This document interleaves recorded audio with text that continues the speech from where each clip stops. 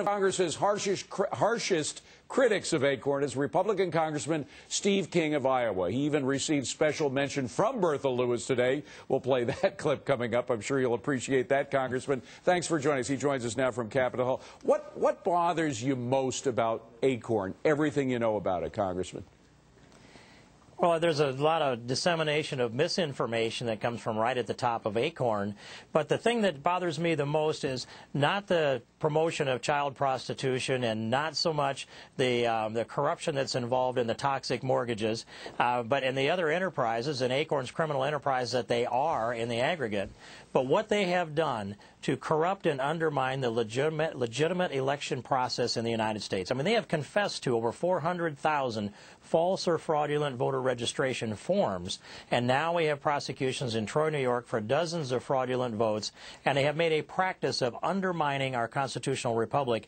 Of all the things that they do from a criminal enterprise standpoint, undermining our legitimate elections actually undermines our Constitution itself. Well, and it could, that's the most important thing. Let me ask the key question there. How much effect do you think it had in the last election? Oh, I think it affected some of the elections around the country. I don't know that it affected the presidential election, but one of the things that because the presidential election wasn't as close as it might have been, we didn't scrutinize ACORN as closely as we should have. And the American people have gotten to the point where they'll tell a couple of jokes about people that are cheating on the elections.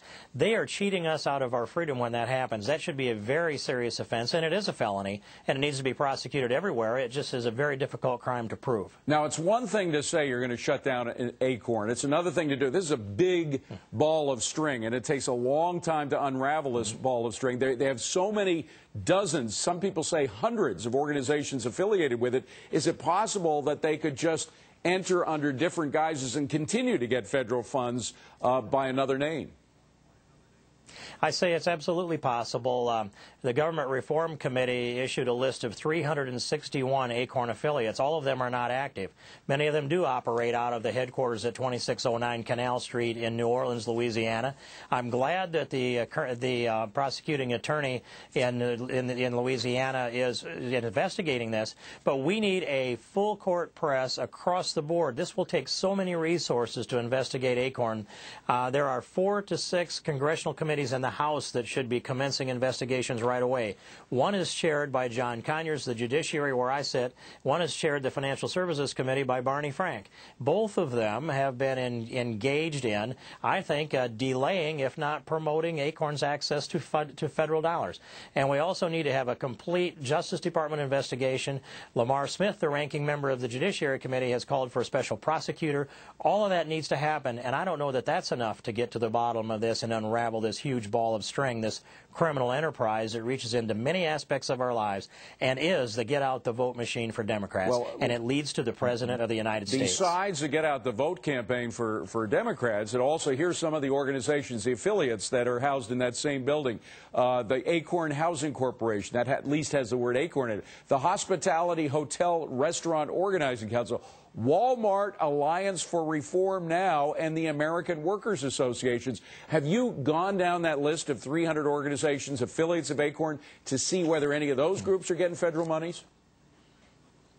Well, I've read the entire list, and I have not been able to go back and into that. What needs to happen is that the 990 forms, the requirement of their report, especially for the not-for-profits that are in that list, needs to be pulled. It needs to be audited and examined, and then we've got to come back to the federal government and set up a search mechanism to find out what money was actually distributed to which ACORN affiliates. We've got to look at the commingled boards of directors, the commingled management that's there, and the commingled funds that are there. And we know money's fungible. If it went into one entity, it'll come out the other one, and it'll be there for a partisan purpose, which should offend Americans. Congressman, I just have to get you to respond to what Bertha Lewis, the CEO of ACORN, had to say to you earlier. Here's her thought, and then we'll get your response. As Representative King has said repeatedly, we've got to keep ACORN in the news.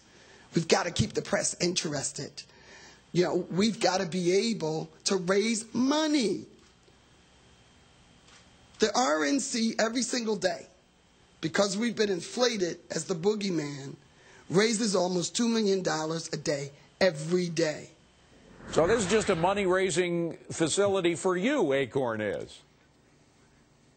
You know, that's interesting. I didn't know what was going to come. I've not heard that quote, and it's not anything that I am interested in or that involved in at all, and I hadn't even considered that from a Republican fundraising standpoint. But I have considered how important it is that we keep ACORN in the spotlight and all of their affiliates until we get to the bottom of this. Yeah. I think if you look back at Watergate, the Watergate break-in, how that brought down an administration and it lost dozens of Republican seats in Congress, that was one little incident that hardly anybody knew about before the fact. ACORN is thousands of times more corrupt than Watergate, and the impact of it needs to be thousands of times more devastating than Watergate was back in 1974. We have to leave, but it begs the question, are you looking for a link to the White House beyond that which we already know? I expect there is, and I expect that Democrats will circle their wagons to defend the White House. I don't know how it doesn't lead to the White House.